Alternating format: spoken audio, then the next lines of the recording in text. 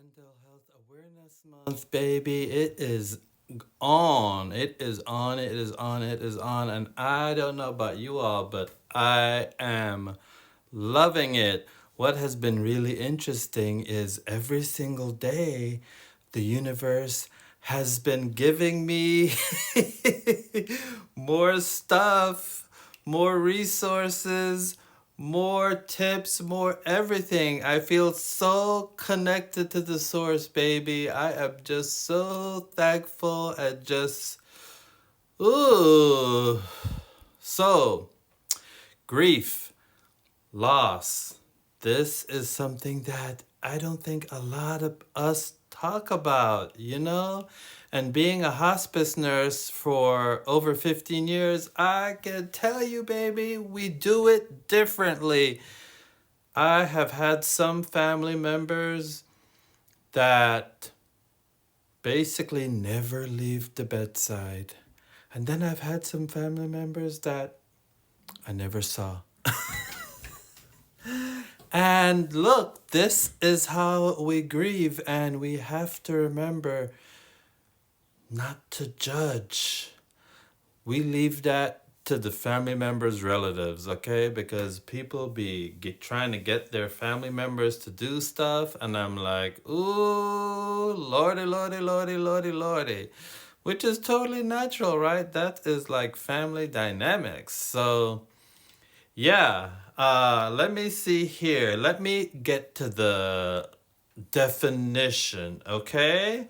So, grief is the natural emotional response to a significant loss, such as death of a loved one, but it can also occur in response to other types of loss. Grief can be experienced individually or collectively, as in the case of collective grief following events like wars and pandemics. Hello, I feel like this country, baby, ever since the pandemic, we have been going through it, honey, and now we are really going through it. Can I get an amen? Okay. So, yeah, it's, I have experienced loss over the last few weeks. And let me tell you, all I can say is it just comes and goes in waves, and you just have to ride the wave, baby. You just gotta ride the wave. And that's pretty much it. You know what I mean? There's no right or wrong. You just do what works for you. You know what I mean? I would suggest journaling. I have turned sad music on, gotten in bed just to get the tears going.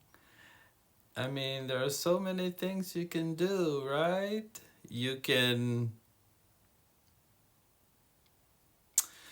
do things to remind you of your loved one. I had a bestie that said that she has been doing small funerals, and I'm not sure what that means, but it sounds really amazing, you know, like you are saying goodbye to that person. So you're just letting that energy go, right? You have to let them go.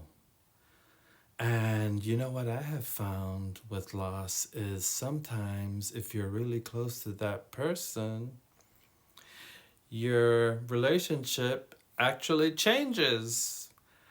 I don't know about you, but I am really connected. And so I feel and I talk to my ancestors, and baby, they are a part of my life still, okay? How can you have someone in your life for so long and then what? Are just never supposed to.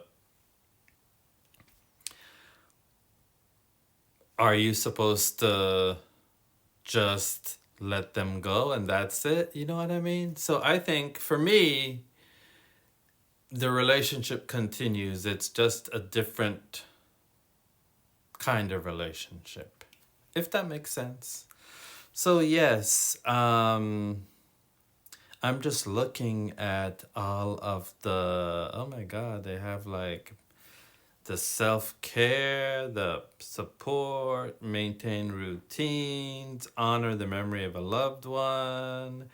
I mean, seek professional help. I was talking to a bestie, and yeah, so I worked for hospice, and with hospice, they have so many services, and one of those services is bereavement counseling. So it's great, you lose someone, and then they basically drop you into a group, or they give you, share resources with you to help you on your journey. So yeah, it's an amazing thing.